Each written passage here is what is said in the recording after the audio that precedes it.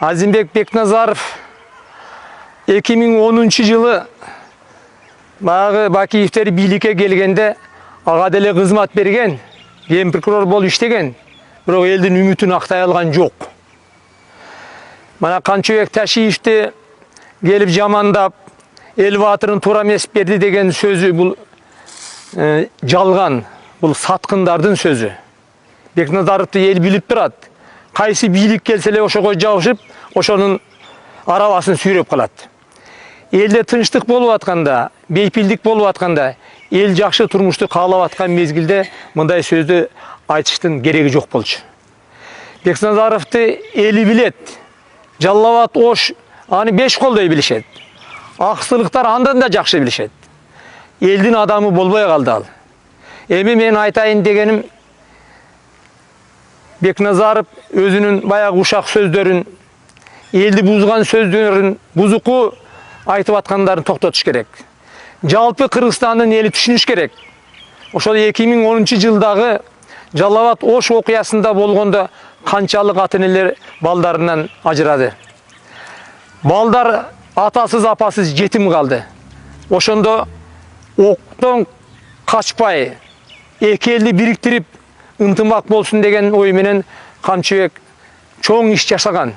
Камчыбекке эл баатыры деген наамды эл өзү ошондо эле берген. Бирок азыр мыйзам боюнча ошо элдин айтканын колдоп, мана Кыргызстандын президенти Садыр Нуркожоевич эл баатырын берип атат, мыйзам негизинде берилип атат. Муну көрө албастыкты токтотуш керек. Эл ушуну күтүп турат. Жакшы жашап атканда дагы Кыргызстанды бөлүп, дагы экономикасын артка тартып, ушундай бузуклардын экинчи чыгып сүйлөшүн вообще токтотуш керек. Мыйзам чегинде генеральный прокурор бир чечим чыгарыш керек. Демократия деп алып эле Кыргызстанда өнүгүү болуп атса, жакшы жолго кетип атсак, бузук кыла берсе, бул эч кимге жакпайт. Азимбек Бекназарович, айткан сөзүңдү төгүн экенин өзүң чыгып элдин астында жооп беришиң керек. Ушунчалык эле баатыр болсоң, кыйын болсоң, Жалал Абадка кел, Ошко кел, элди арала, болгон акыйкат сөзүңдү айт. Элден өзүңө жараша жоопту угасың. Ассаламу алейкум, урматтуу кыргыз элим. Бүгүнкү болуп аткан кырдаалга байланыштуу биз дагы 2010 жылкы событиянын катышуучу катары элди токтоткон лидерлердин бири катары түшүндүрүп айтып кетейин. Кечеги Бекназаров Азимбек Анаркуловичтин айткан сөзү боюнча мен ал нерсенин баардыгын туура эмес деп ойлойм. Себеби ал убакта убактылуу бийликтин кылган ишинин айынан эки элдин кагылышуусу болгон. Мен түшүнүгүм боюнча. Убактылуу бийлик ошол убакта эл менен келген сепаратисттер менен торкто болуп эле эки элди кагыштырып коюшуп, сыртта күлүп отурушкан бардыгы. Жаат болуп эки жактан түшкөн элди токтотконго бир чуркаган кишилердин бири ошол Камчыбек Кыдыршаевич болгон. Биз аны менен кошо жүрүп, акыркы күндөрдө же үнү чыкпай калганда жанында адам кулагына шыбыраган элге жеткирип аткан убактар болду. Азыр эми бул эл баатырын ошол убакта деле алса болмок, бирок бүгүнкү күндө бергенде эле туура кеч болсо дагы. Бирок ушул нерсеге Азимбек Бекназаровдун айтып аткан сөзүнө мен кошула албайм. Себеби бул киши даже мен суранып кетет элем азыркы генеральный прокурордон. Ошол убактагы убактылуу бийликтин кече жакында башталган иштери боюнча Бекназаров жоопко тартылыш керек негизи. Биздин түштүктө координатор болуп келип карабай эле бул жерде сепаратисттер менен торкко чыккан киши болгон. Мен аны ачыгын айтып, өзүнө да доказательство айтып берем. Сиз каякталеңизде ошол убакта сураганыңызда мен курортто силерди карап отурганмын, силер туура эмес кылдыңар деп, наоборот, бизге ушинтип эл токтотуп койгондон кийин бул баатыр болгон негизи өзүнчө. Бирок менден дагы жанымда жүргөн жигиттер бар. Бардыгы бүгүнкү күндө Бекназаровдун айткан сөзүнө каршы чыгып, эмне кылсак болот деген, бүгүнкү күндө бийликтен сурангыла, ушул кишиге бир жоопко тартылсын деген суроо тараптарды коюп атышат. Тез аранын ичинде бул нерсенин түбүнө жетиш керек болуп калды. Буга чейин кызматтын убагында эч ким эч нерсе деген эмес. Бүгүн кызматтан алып койгондон кийин жолго чыгып туура эмес сөз сүйлөгөнү бул кишинин деңгээли эмес да. Ошон үчүн башканы сыйлабаса дагы өзүнүн баласын сыйлап койсо болмок. Баласы бүгүнкү күндө ушул бийлик менен Бишкектин мен билишимче бир райондун жетекчи болуп иштеп атат. Жиптер менен СГО менен келген. Келип булар элдин алдына келген жок. Булар ошол өзүнүн охранасы менен жанагы сепаратисттер менен торкко гана келип жүрдү. Бұл бир да елдің алдына шығып, елдің тағдырын ойлаған жоқ. Наоборот, бұлар елді қағыштырып қойып тұрып, нарықларымен торыққа барып, бияққа торыққа барып, ақырында бардық болар іш болып, мынаға Қамчыбек Қыдыршайышқа ұқсаған лидерлер шығып, елді тоқтатқан кезде, анан бұлар автор болып шығып жатады. Негізі бұлар аралашқан жоқ. Бұлар только елді наоборот қағылыштырды келді. Негізі бұл айтып отпаймын, бұл ақша қылып бизнес қылып жүрді. Елге рисовка қылып, жаңағы жіптерменен, өзінің элгосында охраналарымен автомат пулеметтің барын көтеріп алып тұр өлі. Али Батырлыққа барады, Али Бияқта Гязовқа келеді, Арымге барылы үшін төлі туғандармен сөйлесіп өлі, торықты қылып жүрді. Қырғыз елін, жолдасы Өзбек елін сақтап қалам деген ой болған жоқ бұларда. Елдің тағдырын ойлаған лидерлер, елді тоқтатты. Көгарт тарапта да тоқтатты, Ылый тарапта тоқтатты, барып тоқтатып, екі елді жараштырып, ақырына шейін тұрып кеткен лидерлердің бірі ушул Қамчыбек Қыдыршайыш. Бұл ел батырын ошол вакытта болмақ. Елдің алдында болды. Айтып отпаймын, үйүнү шықпай қалды ақыркыды. Құлаққа шуырап, елге бюджет кіріп беріп аттым, мынандай олды екен деп. Урматтуу кыргыз элим, мына кече жакындан бери Азимбек Бекназаровду Малайзиядагы элчиликтен кызматтан алгандан бери эми анын амбициясы күчөп, келип азыр телевиденияга, фейсбуктарга атайын өзүнө чыгып алып туруп, өз ойлорун, пикирлерин билгизип, акпреске жалган жалаан айта баштады. Бу жерде мен бу Азимбек Бекназаровду музатан тааныган катары, билген катары, ошондой эле ишмердүүлүгүнөн бери билген катары өз оюмду айткым келди да. Азимбек Бекназаров эгерде Малайзияда бүгүнкү күндө дагы элчи болуп турганда келип алып ушул сөздөрдү айтмак эмес. УКМКнын башчысына дагы, мамлекет башчысына дагы, өкмөт башчысына да бул сөздү айтмак эмес. Буга кызмат керек экен. Кызматтан түшүрүп койсо, монтип келип туруп, кимдир бирөө асылыш керек экен да. Эми айтып атат кече. Ташип кетет, эл батыры деген наамды берген бул туура эмес. Бул улуттар аралык жаңжалды аралашкан адамга эл батыры деген наамды берүүгө болбойт деп. Мен айтар элем, Азимбек Бекназаров ушу кыргыз элинин бардыгынан эле ушу акылдуу, анан билерман бу. Камчыбек Ташип өзбек кыргыздын тополоңунда же өзбекке же кыргызга тартып, жам тартып аракет жасаган жок. Эки элге бирдей мамиле жасады. Эки элди тең кыргыз элиндеги, өзбек элиндеги ынтымакка келтирип, ошол жаңжалды басты. Эл ошону билип көрүп туруп, бүгүнгө чейин эмес, ошондон бери карапайым эл айтып келип атат.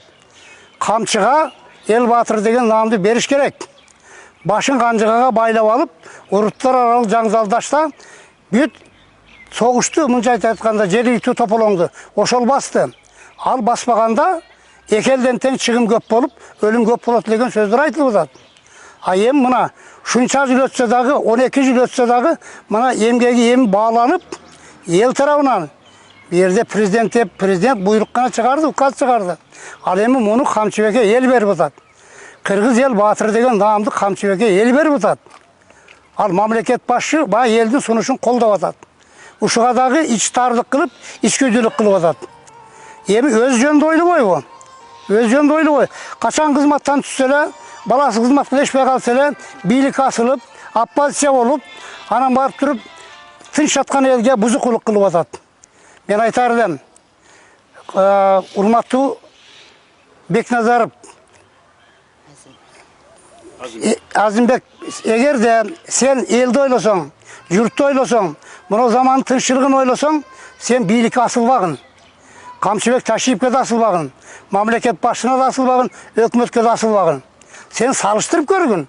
Салыштырууну билесиңби? Ошол мурдагы президенттердин убагында кыргыз элинин жашоосу акыбалы кандай эле? Экономикасы кандай эле? Мына бүгүнкү күндө бир гана карыялардын пенсиясы калды көтөрүлбөгөн. Ошону дагы 1-октябрдан баштап көтөрөбүз деп атат. Ал эми калган бардык сферадагы кызматчылардын бардык айлыгы көтөрүлдү. Жолдор салынып атат, мектептер салынып атат, детсадтар курулуп атат. Кайсыл жерге барса элдин талабы ошо ордунда чечилип атат. Ушуну да көрө албайсыңбы? Ушуну да көрө албайсыңбы? Сен көрбөсөң, Азимбек, эл көрүп атат. Эл көрүп атат, эл билип атат. Эмгече чыгып алып туруп, эл мен тарап болот дегендей болуп туруп, ойду тоону сүйлөйсүң. Ошондуктан айтар элем, урматтуу кыргыз элим, буга окшогон бузукулардын, буга окшогон жанкечтердин, буга окшогон жалганчтардын тилине кирип, артынан ээрчибе келет. Ошол 2010 жылы айтып атпайбы? Камчыбек эмес, мен баскамы жаңжал дейт. Жип менен келип, элди көрүп, жиптен түшкөндөн коркуп, о Кадыржан Батыров менен о Тайкожону ошо Азимбек Бекназаров качырган. Ошол жерде элдин баардыгы көрүп турат Жалбаска келгендерин. Кантип келип, кантип кеткенин. Ал убактылуу өкмөттүн мүчөсү катары ошол Кадыржанды качыргандын эң башында ошо Азимбек Бекназаров турат. Ошон үчүн муну жоопко тартыш керек.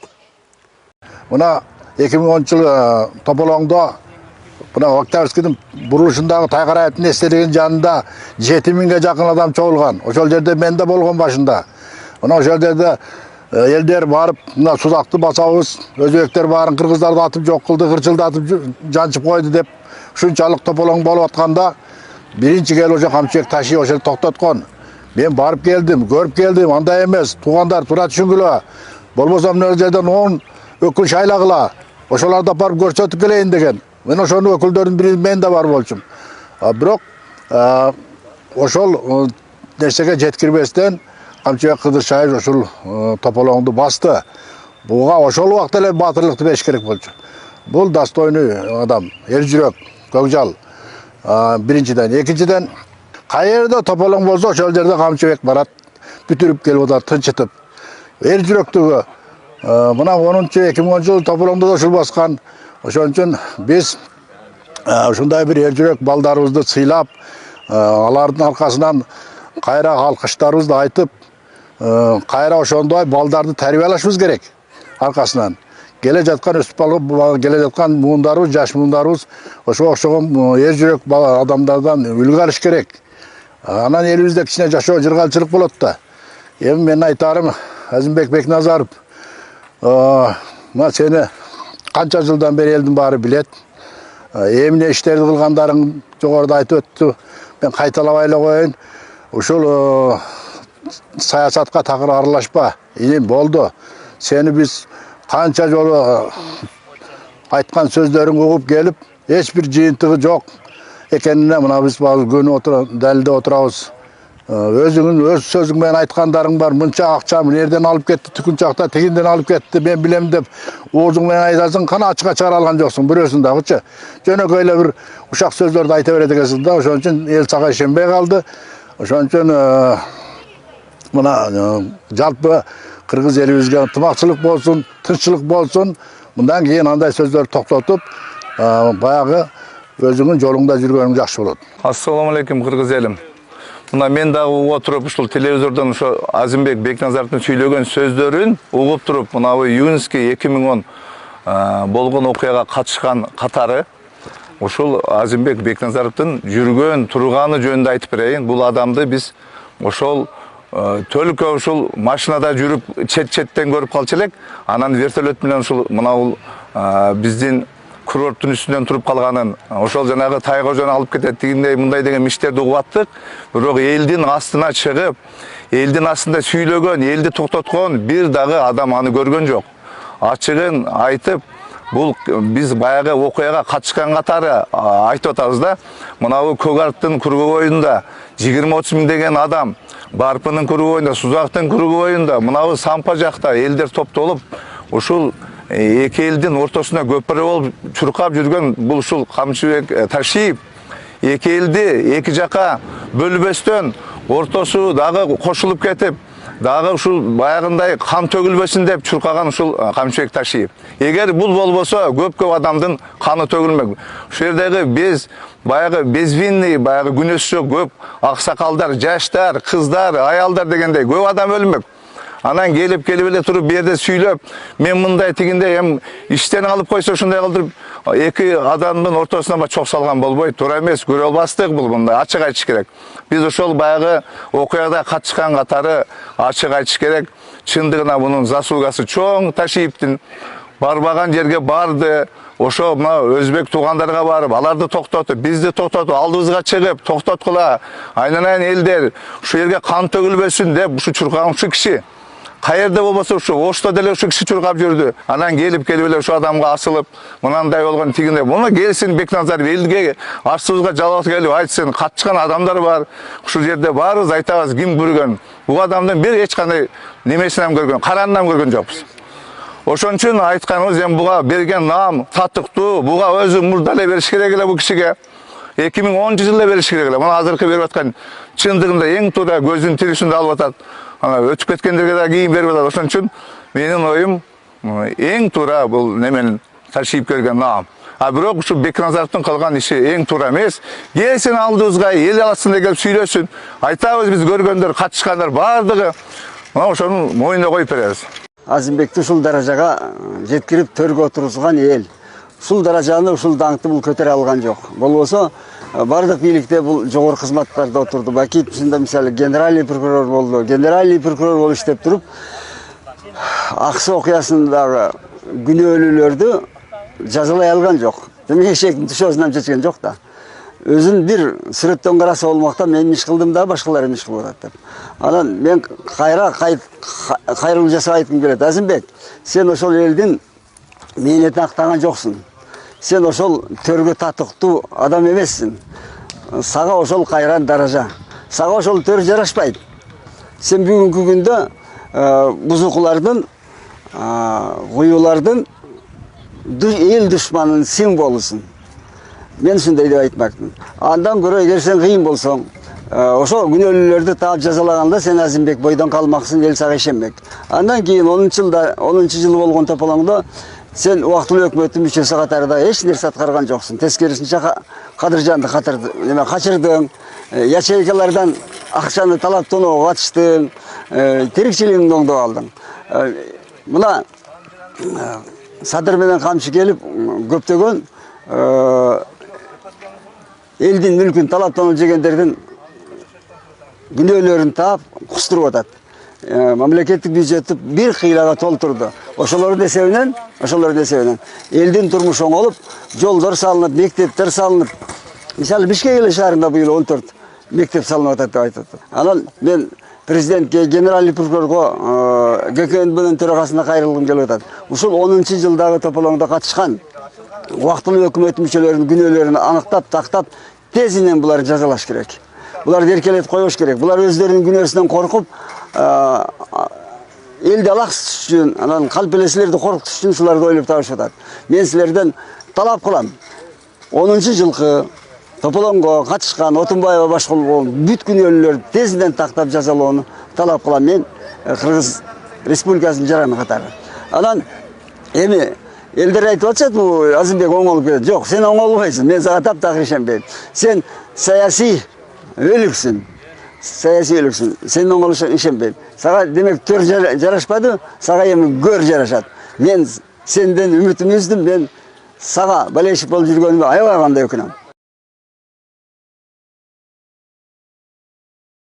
Урматтуу кыргыз элим, мына биздин кайрылып атканыбыздын себеби жаштардын атынан келдим. Мен да мына 3-4 күндөн бери мына Facebook'тарда интернет ачсаң эле ошол Азимбек Бекназаров деп ошол биздин батырыбыз Камчыбек Кыдыршаевич асылып аттырды. Мен ошол июньский событияны баягы 3 күн ушул Жалал Абадта болгондо катышкан катары көзүм менен көргөн нерсенин чындыктын баарын айтып берейин да. Ошол себептен келдим атайын. Себеби мындай калды. Ал тополоң башталгандан баштап ошо элдер чогулуп, балдар чогулуп үйүлгөн жерлерде постоянно мен көрүп аттым. Камчы мына биз менен теңдош, биздин жаныбызда, биздин катарыбызда жүрдү. Койгула, эмоция берилбегиле, алдырбагыла, андай кылбагыла, акысыздык кылбагыла, даже керек болсо мародерствону ham тыйып жүрдү да ушу 3 күн катар. Ошонун эле жанында мисалы үчүн мен тааныгандарда ушу Жеңиш Токторбаев да биз менен чогуу жүргөн. Мен ошол кезде Азимбек Бекназаровду 3 күн жүргөн болсом, 3 күн ичинде бир да көргөн жокмун. Буну көргөнүн бир сузакта бир бажамдын карындашы калып кетип, ошол жерде өзбектен арасында калганда ушул Азимбек Бекназаровда барыптыр дагы ошолорду алып чыгып кеткен эмес, керек болсочу.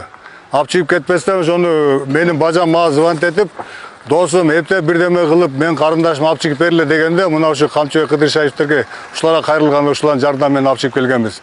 Андан сырткары мынакей 10 башталды.